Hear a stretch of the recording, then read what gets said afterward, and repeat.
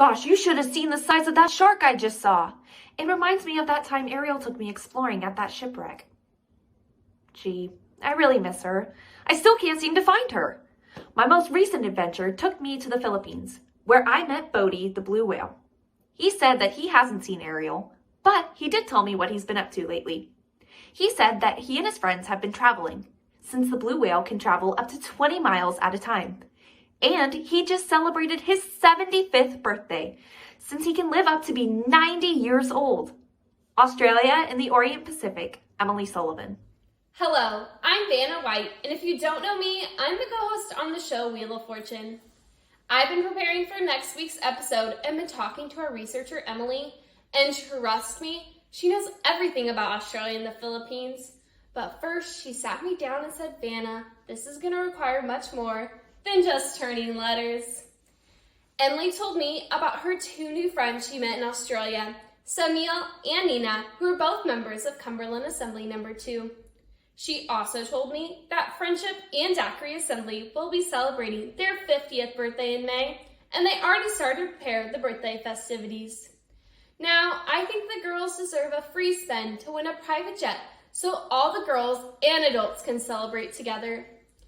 Australia Rainbow has been focusing on promoting rainbow in their community and Masonic families.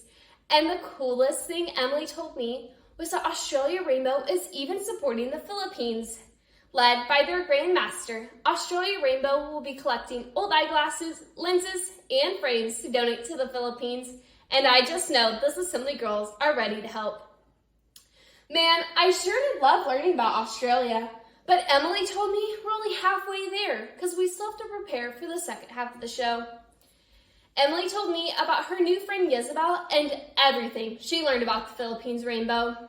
They kicked their year off with their 21st biennial Grand Assembly, which was hosted by the Hermosa Assembly in Zimbabwe City.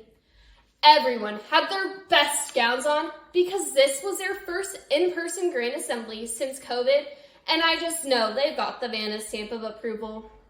For Father's Day, the Grand Officers and Assembly girls rallied together to say thank you to their dad Mason by giving him gratitude cards.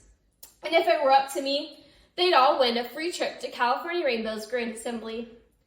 In November, Philippines Rainbow hosted a mental health awareness as a leadership skill workshop, and they even had the national chairperson of the Youth Members Health Coalition as their guest speaker. The girls were able to strengthen their mental health awareness and learn how to nourish their leadership skills. What's that, Pat? The show starts in 5 minutes? Man, I've had barely any time for my pre-show ritual. I sure did have a blast sharing everything I learned about Australia and the Philippines, and I can't wait to see you on the next time of the Wheel of Fortune. Thank you!